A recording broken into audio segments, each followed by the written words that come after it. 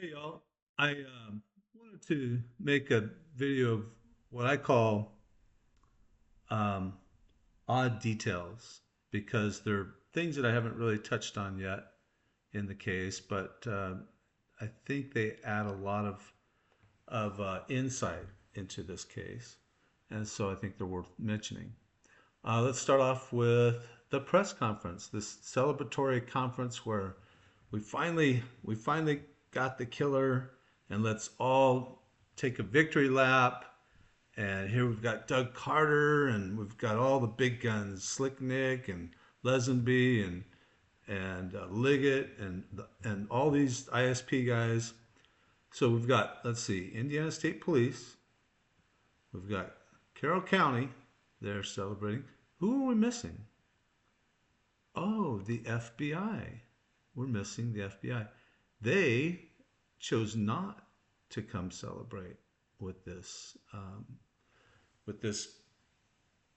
glorious victory of finding the killer. And the reason they didn't come to this press conference is because they know he's innocent. They know who the actual killer was. It was Ron Logan, and they proved it um, in their um, Ron Logan search warrant. And so they didn't want to be embarrassed.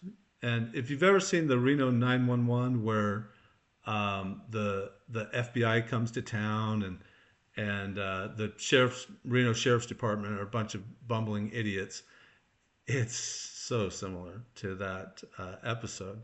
The Sheriff's Department's all jealous of the FBI, and they wish they could be as smart as the FBI, but they don't want them coming in on their investigation.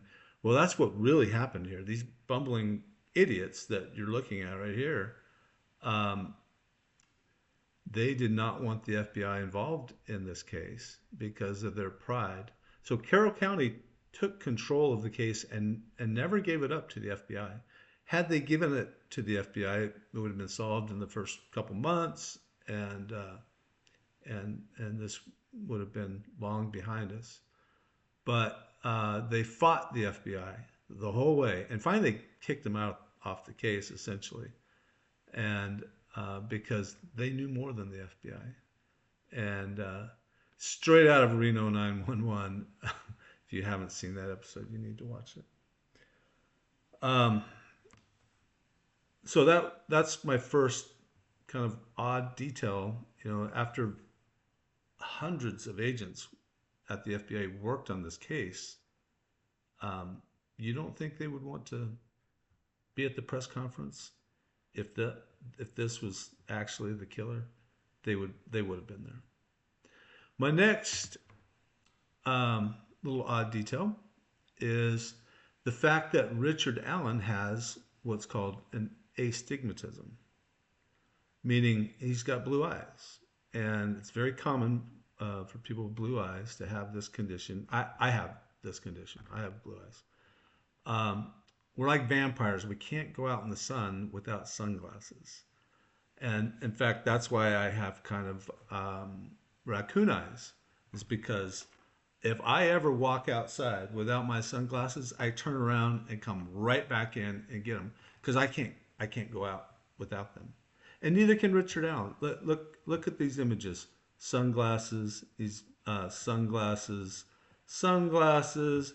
Anytime he's outside, I guarantee you, um, even when he's sitting on his porch with his dog, he's got sunglasses on. So, because it hurts your eyes really bad, and you can't go outside in the sun without them. Well, have you seen a picture, Bridge Guy? He's not wearing sunglasses. Um, they're they're not on his head. They're not on his face. The Bridge Guy is not wearing sunglasses. Ron Logan had no problem going out without sunglasses. In fact, he never wore sunglasses. But Richard Allen would not have gone out on that bridge without sunglasses. I guarantee you, because I know from firsthand experience how painful it is. So the astigmatism should should have been a, a big clue that that's not Richard Allen on the bridge. The next um, little detail was how interesting it is that the state recently listed all the no third party defense names, you know, um, and at the very last one, they put Ron Logan, not allowed as third party defense. Well, why did they put that? Because the defense hasn't mentioned Ron Logan as a suspect or a third party defense. I mean, they've got all the other names, Brad Holder and all the others, but they've never mentioned Ron Logan. Why did the why did the prosecution have to insert Ron Logan's name at the very bottom, the very last name, when the defense has never mentioned him? And the reason is they know that it's Ron Logan, and um, and I think the defense is kind of trying to put the prosecution on their back foot, as they call it, that expression.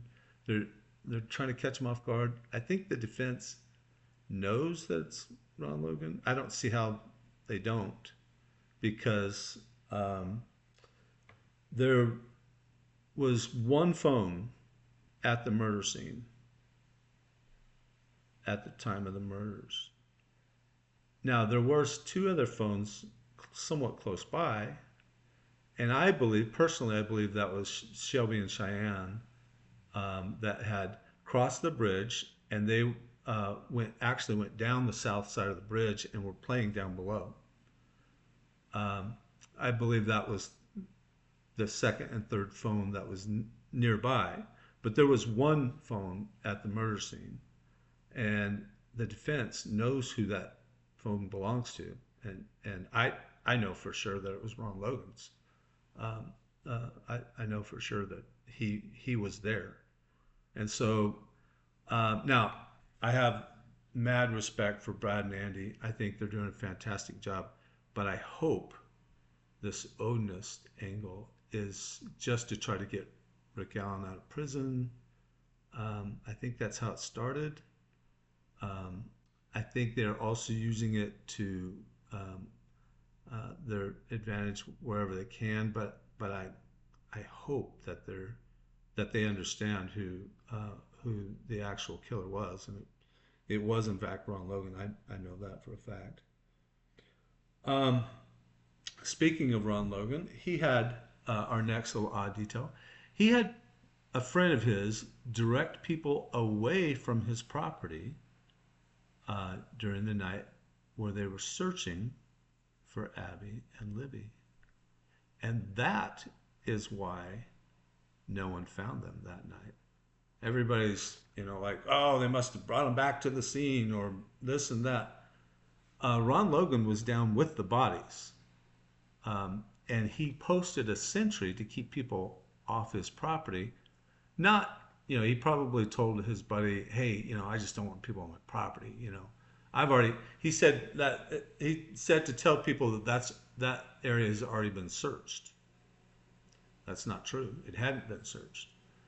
And Ron Logan just needed a lookout to keep people away while he was finishing his business. Putting branches on the bodies, cleaning the bodies, um, doing everything he did at night. But that kind of solves the question of why weren't the bodies found that night? Well, because he didn't let anybody look on his property.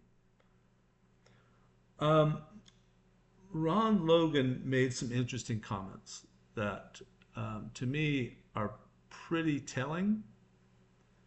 Um, One thing he said was talking about how did the girls get down there. Well, he said, well, somebody would have to be walking with them or something. Somebody wouldn't have to have been walking with them. They could have been playing down there. I would have never assumed that somebody would have had to be walking with the girls. But he knew somebody did. He knew somebody forced them to go to that spot. I would have assumed they were just down there playing and somebody murdered them. But Ron Logan was acting as like this, you know, sleuth, trying to, like he knew, um, he did actually know that somebody had walked them down there, and that's why he said that. When they asked, um, you know, if they could search around his property, and he asked them, um, well, you know, are you gonna search my house? And they said, oh, no, no, unless we find, something that's, um, you know, incriminating. And he said, well, um, he said, there shouldn't be anything incriminating, right? And he said, well, I don't know, but he said, but I don't know. But I don't know, meaning, um, you know, he really didn't know if there'd be something that the police would find that was incriminating against him, because he was worried about what they might find. He did leave the orange cleaner out, which they did find, but they didn't really tie two and two together. Another thing that he said was, about this terrible thing that happened to the community and the families. Well, what about the girls? He never mentioned it being a terrible thing that this, monster had done to the girls. It was this terrible thing that they had done to the community and the families. It's interesting, the psychology, that he never expressed sympathy for the girls. It was always poor me. My son played down here. It's on my property. Can't believe this happened on my property. It was always, he was the victim. It was never about these poor girls. And it's interesting that he had that attitude. He even, was outraged when they kind of questioned him. He said, I was cleared ages ago. He was never cleared. And certainly not when he made that statement. He hadn't been cleared. That was before the FBI even had put out the search warrant for him. So his, he took acting in high school. He was a pretty good actor because he's fooled a lot of people. Ron Logan is a psychopath. And psychopaths, actually, believe it or not, they come across more likable than the average person. And they're more charismatic. They want to be seen in this good light. And that's why, so many people have been sucked into Ron Logan's, oh, just leave poor Ron Logan alone, R.I.P. Ron Logan. Ron Logan terrorized women.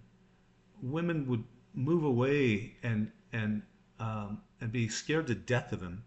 One girlfriend said, if I ever die, it was Ron Logan that did it. Another girlfriend was hit over the head with a wrench, ran for her life, terrorized. He terrorized people. He was a terrible man. But because he's a psychopath, he was able to convince, even today, people are still convinced that he was not a monster, when he was, because I know he committed these murders. There were hairs and fibers found on the bodies, and it makes complete sense that there would be, because he used his old gloves during the crime. He was wearing his gloves crossing the bridge. And those gloves would have had a lot of hairs and fibers from, his farm animals. He had a pet dog, and over the years, I'm sure those gloves just had all kinds of hairs and fibers on them. And of course, he got rid of those gloves. And the next day, he's wearing brand new gloves without a single hair on them. I've studied his gloves, and they're day old, out of the box gloves. They're brand new. And but that's why there were hairs and fibers found on the girls, is because he was using these old gloves. Now, I do believe he took off his gloves at some point, um, um, and that's why he used the orange cleaner that to um, to clean off any DNA that he might have gotten onto the girls. Um, but certainly, um, it, he had gloves on. The next topic is slaughtering animals. Ron Logan was known to use a knife to slice the neck of animals that he was slaughtering. And being a psychopath, he had no sympathy for animals. And I couldn't do that. I mean, that would it would, and most of us can't. I know farm animals have to be put down, um, have to be slaughtered, I should say. But but Ron Logan had no problem slicing the neck of animals, um, in the same in the same manner that Libby was killed. And I think it's indicative. Not everybody could do that or would think to do that, but Ron Logan had no problem doing that. The yellow rope at the crime scene.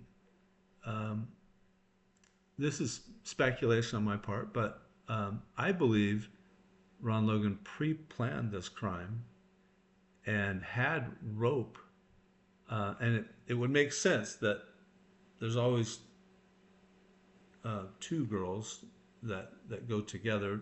You're not going to find one. So he realized that he would probably be kidnapping two girls, and it would make sense that he would pre-stage the scene with rope tied to a tree with a slip knot on the rope, where he could easily um,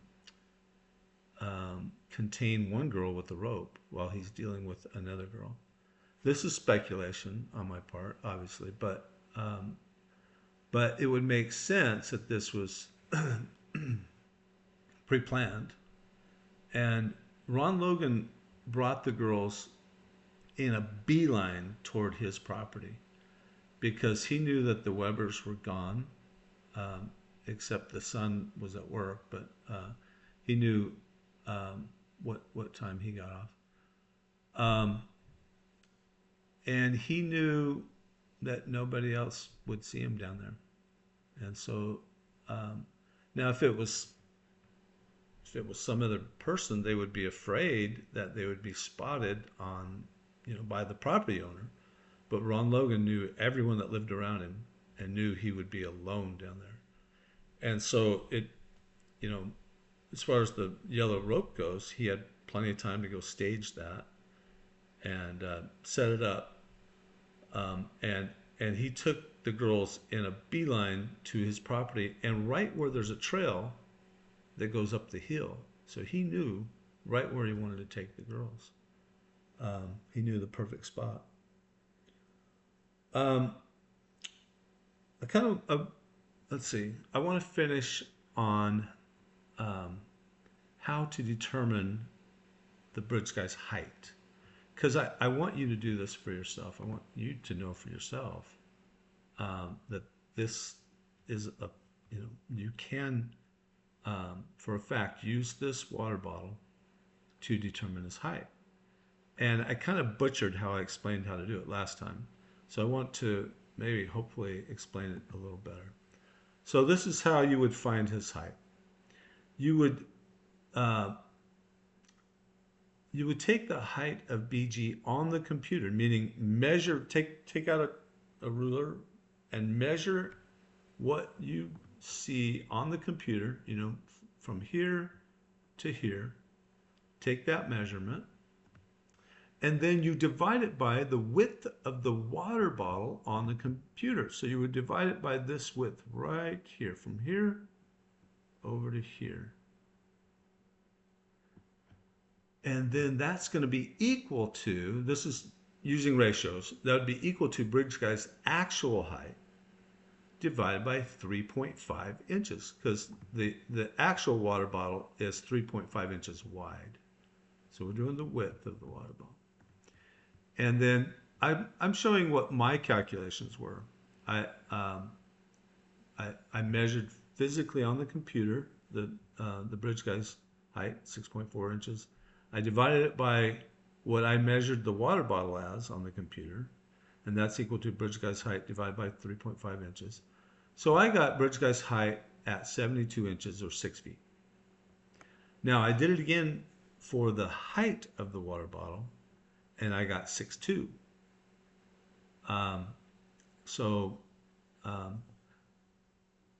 You know, there's a little room for error. You know, he's wearing a hat, and you know, where do you measure exactly down here? It's not going to be an exact science, but you're going to be close. I guarantee you, if you do it, you will be within that, you know, few inches of what I've got. But I want you to do it for yourself, because I want you to prove it to yourself that that's his height. He's not 5'4". You know, Ron Logan was about 6'1", and I got in that ballpark. So please try it and leave a comment. Tell me what you came up with. And if you get 5'4", just tell me you got 5'4". That's fine. But I don't think you will. I think this is very sound. I know that's an Nalgene water bottle, and I know what the dimensions are. It's 3.5 inches wide by 8¼ inches tall, and using those dimensions, I was able to get almost exact dimensions for his cell phone, the exact correct dimensions. So I know those dimensions are correct, because I used them to get his cell phone dimensions, and they were just spot on. And that's in a previous video if you are interested in that. That's one of my first videos. All right, that's all I have. I hope I enlightened you on something,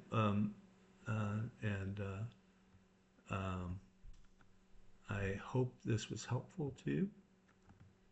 And once again, thank you for your time.